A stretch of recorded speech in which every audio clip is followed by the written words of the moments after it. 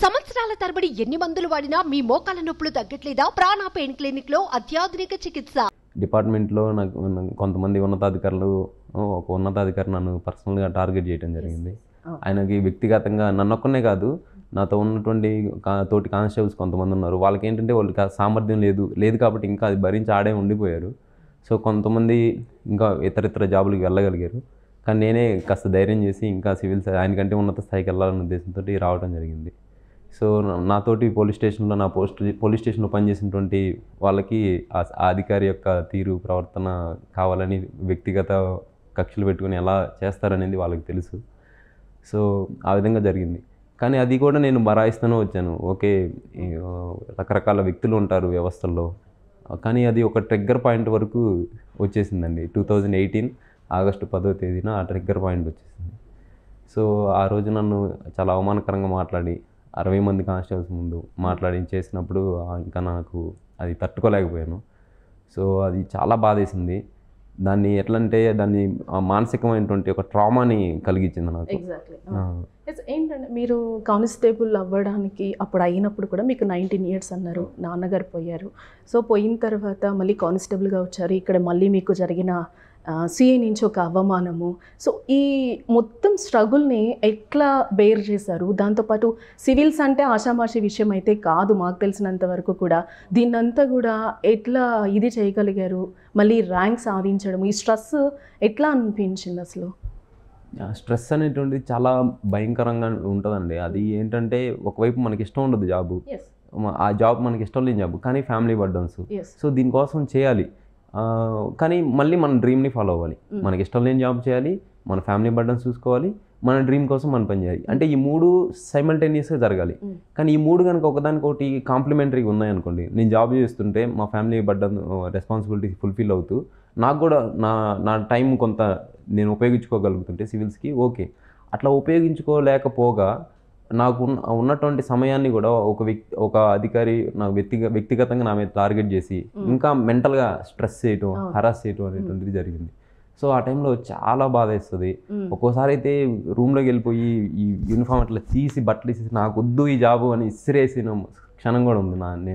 నాకు బాగా గుర్తు. అట్లా చొక్కా తీసి విసిరేసిన క్షణాలు అప్పుడు అనిపించుకొని మళ్ళీ కాసేపు ఆలోచించుకొని ఓకే ఇది మన రెస్పాన్సిబిలిటీ ఉంది, తీసుకోవాలి, చేయాలి అని చెప్పి మళ్ళీ స్ట్రెంగ్త్ని రీగెయిన్ చేసుకున్న క్షణాలు కూడా నేను గుర్తు చేసుకుంటానండి. ఎస్, అంటే దీంతోపాటు స్ట్రగుల్స్ కూడా చాలా ఫేస్ చేశారు. ఒకటి రిజైన్ చేయడానికి కూడా మీరు కానిస్టేబుల్ విషయంలో కూడా మేము విన్నాము. ఏంటి అక్కడ ఏదో చాలా స్ట్రగుల్ ఫేస్ చేసినట్టు? అవునండి, రిజిగ్నేషన్ ఇప్పుడు నాకు ఆ రోజు నాకు అవమానంగా జరిగినప్పుడు నేను ఆ రోజే రిజిగ్నేషన్ లెటర్ అనేటువంటిది ఇవ్వటం జరిగింది మేడం. ఆ సిఏ గారు ఉండి ఏంటి బెదిరిస్తున్నావా నువ్వు నన్ను, అది ఇది అని చెప్పి ఇంకా గదిమారండి. అట్లా గదివిన తర్వాత లేదు సార్ నేను నేను నిర్ణయం తీసుకున్నాను అంటే అప్పుడు నేను ఫస్ట్ ఓన్ హ్యాండ్ రైటింగ్తో రాసి ఇచ్చాను. అది ఇస్తే అట్లా కాదు నువ్వు డిటిపి చేసుకొని తీసుకురా అన్నారు. సో నేను కూడా అది కూడా వెంటనే చేసుకొని తీసుకొచ్చాను. వచ్చిన తర్వాత ఆయన అనుకున్నారు ఈ గంటలో నేను ఏదన్నా నా డెసిషన్ని రివ్యూ చేసుకుంటాను ఎట్లా అనుకున్నారు. కానీ నేను అది చేసుకోలేదు. నేను మైండ్ఫుల్గానే డెసిషన్ తీసుకున్నాను. ఇంకా బేరబుల్ పాయింట్ కాదనమాట, భరించలేకపోయాను. సో అది నేను ఆ రిజిగ్నేషన్ ఇచ్చేసిన తర్వాత నాకు ఉన్నటువంటి surrender leaves and commutation leaves కొన్ని ఉంటాయి. సో అవి తీసుకొని నా రిజిగ్నేషన్ లెటర్ని ఫార్వర్డ్ చేయండి సార్, ఈ లోపు నాకు అది నా లీవ్ అయిపోయే లోపల అది యాక్సెప్ట్ అయిపోతుంది. సో అని చెప్పేసి నేను ఆ లీవ్ తీసుకోవడం జరిగింది. అది కూడా నేను ఆ స్టేషన్లో నాకు ఇవ్వలేదు ఆ లీవ్. సో నేను పక్క స్టేషన్లో నుంచి తీసుకోవడం జరిగింది. సో అంత నాకొక్కరికే కాదు ఇట్లా చేసింది ఆయన, ఇంకా మా ఫ్రెండ్స్ కొంతమంది ఉన్నారు. మహేంద్ర అని, ఆయన ఇప్పుడు ఎస్ఐగా చేస్తారు. అందరూ స్ట్రగుల్ అయ్యారు, బట్ మీరే బయటకు వచ్చేసారు. వాళ్ళకి ఆ సామర్థ్యం లేదు, వాళ్ళకి ఆ రెస్పాన్సిబిలిటీస్ని ఓకే మనం వదులుకుంటే ఎట్లా, ఈ జాబ్ వదులుకుంటే మళ్ళీ ఇదే మనకి. సో ప్లస్ వాళ్ళు చదివే సామర్థ్యం కూడా లేదనమాట. సో అందుకని భరిస్తూనే ఉండిపోయారు వాళ్ళు అట్లా. సో నేను ఒక్కనే ధైర్యం చేసి రావడం జరిగింది. సో నేను ఇచ్చిన రిజిగ్నేషన్ లెటర్ని నా పై అధికారులకి ఫార్వర్డ్ చేయలేదు. ఫార్వర్డ్ చేయకుండా దాన్ని అట్లాగే 1 year ఉంచి నా పేరు మీద నాకు ఆబ్సెంట్ రాశారు. జీడీలో పోలీస్ స్టేషన్ రికార్డ్స్లో ఆబ్సెంట్ రాసి నా మీద డెజర్టర్ నోటీస్ని సర్వ్ చేశారు. అంటే డెజర్టర్ అంటే ఏదైనా యూనిఫామ్ సర్వీస్లో ఉండి ఉద్యోగం నుంచి పారిపోయిన వ్యక్తి అనమాట. సో ఆ డెజర్టర్ నోటీస్ ఏంటి, నేను మెడికల్ లీవ్లో ఉన్న అంటే ఈ కమ్యూటేషన్ సరెండర్ లీవ్స్లో తీసుకొని ఆ లీవ్స్లో ఉన్నప్పటికి కూడా అంటే ఆయన కక్ష ఎంత స్థాయిలో ఉందో చూడండి. అట్లా చేసి దానికి 1 year డెజర్ట్ నోటీస్ని సర్వ్ చేసి నేను అప్పుడు ఢిల్లీకి వెళ్ళిపోయాను అనమాట ప్రిపరేషన్కి. నేను ఢిల్లీ నుంచి రాగానే నా మీద ఒక వ్యక్తిని నిఘా పెట్టారు. నేను ఢిల్లీ నుంచి వచ్చి ఇంటికి వెళ్ళగానే ఆ వ్యక్తి నా దగ్గరికి వచ్చేసారు, కానిస్టేబులే, ఆయన కూడా నా ఫ్రెండే. వచ్చి నీకు డెజర్ట్ నోటీస్ సర్వ్ చేయమన్నారు అని చెప్పి నాకు సర్వ్ చేశారు. నేను చూస్తే ఇది ఇట్లా డెజర్ట్ నోటీస్. సో నేను దాన్ని తీసుకొని దాన్ని రిప్లై ఇచ్చాను. ఇచ్చిన తర్వాత రిసీవ్డ్ అని రాసి ఇచ్చాను. ఆ డెజర్ట్ నోటీసు అంటే 1 year అయిపోయింది కదా, తీసుకొని నేను అప్పుడున్నటువంటి ప్రకాశం జిల్లా గౌరవనీయ ఎస్పీ గారు సిద్ధార్థ కౌశల్ IPS గారి దగ్గరికి వెళ్ళటం జరిగింది. వెళ్ళి సార్ ఇదిగో ఈ విధంగా జరిగింది, నేను ఆ రోజు రిజిగ్నేషన్ ఈ విధంగా సబ్మిట్ చేశాను, ఈ విధంగా ఈ సరెండర్స్ తీసుకున్నాను, తర్వాత కానీ నాకు ఈ రిజిగ్నేషన్ లెటర్ని ఫార్వర్డ్ చేయకుండా ఉద్దేశపూర్వకంగా ఈ విధంగా ఆ అధికారి వ్యక్తిగత కక్షతో ఈ విధంగా చేశారు సార్ అని చెప్పి నేను నా గోడు వెళ్ళబోసుకుంటే సార్ ఉండి ఓకే జెంటిల్మెన్, నువ్వు యూ డోంట్ వరీ, నీ spirit I really appreciating your spirit.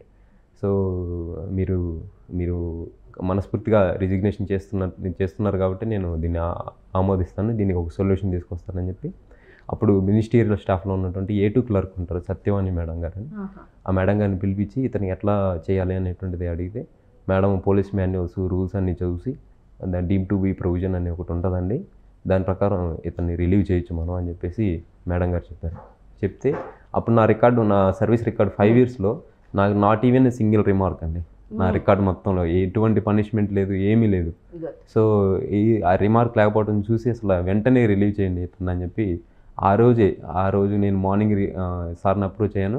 Evening కల్లా నాకు relieving order, last pay certificate అన్నీ వచ్చేసాయండి. ఇప్పుడు మీరు ఎక్కడైతే అవమానం ఎదుర్కొన్నారో ఆ CA గారు ఏమన్నా టచ్లో ఉన్నారా, మీకు ఏమైనా విష్ చేయడం జరిగిందా? నాకు అయితే ఎటువంటి విషయస్ అయితే అందలేదండి. అంటే మీరు ఎక్స్పెక్ట్ చేస్తున్నారా ఆయన వరకు ఎల్లుంటుంది నాకేమన్నా? ఖచ్చితంగా ఎల్లుంటుందండి, ఇటువంటి విషయం ఖచ్చితంగా ఎల్లుంటుంది. సో ఆయన అయితే నాకు టచ్లో లేరు, ప్లస్ ఆయన ప్రస్తుతం ఎక్కడ పనిచేస్తున్నారో తెలియదు, ప్లస్ ఆయన అయితే నాకు విషయస్ చెప్పలేదు. ఇంకొకటి ఏంటంటే నేను 2019 అటెంప్ట్ ఇంటర్వ్యూకి వెళ్ళింది కదా, అప్పుడు నాకు ఆయనకి కొద్దిగా దగ్గరగా ఉన్నటువంటి ఒక కానిస్టేబుల్ ఉన్నారు రామకృష్ణ అని, ఆయన కాల్ చేసి ఇట్లా CA గారు ఉదయ్ ఇట్లా వెళ్ళాడంట కదా అని చెప్పి అడిగారు అని చెప్పి అన్నారు. అంటే అవును ఇట్లా సివిల్స్ ఇంటర్వ్యూకి వెళ్ళాను అని చెప్పి అన్నాను. ఆ ఎంక్వైరీ అట్లా ఆయన ఎంక్వైరీ చేశారని చెప్పి ఎవరికే తెలిసింది. తర్వాత మళ్ళీ ఇంకా అప్పటి నుంచి 20 నుంచి ఇప్పుడు అది నిఘా అయితే ఖచ్చితంగా ఉందండి. అంటే ఎక్స్పెక్ట్ చేస్తున్నారా ఏమైనా విష్ చేస్తారేమో అని అన్నట్టు ఏమైనా అనుకుంటున్నారా? విష్ చేస్తే నేను ఖచ్చితంగా ఆ విషెస్ని రిసీవ్ చేసుకుంటానండి, బట్ పాజిటివ్ వేలోనే రిసీవ్ చేసుకుంటాను. ఇంకా ఆయనలో ఉన్నటువంటి ఆ దైవత్వమే ఆ విధంగా పంపించిందేమో అనేటువంటి, అంటే more than wishes I wish him to realize the God within him. So treat everyone with the humanity and compassion and empathy. So మన పోస్ట్ అనేటువంటిది ఇవన్నీ ఏంటంటే మనుషులకి ఇబ్బంది కలిగించేది కాదు, ఇంకా మనుషుల్ని ప్రోగ్రెస్ చేసే విధంగా ఉండాలి. సో ఒకళ్ళని ఏదో అంటే ఇక్కడ ఒక డిఫరెన్స్ ఉంది, సటిల్ డిఫరెన్స్.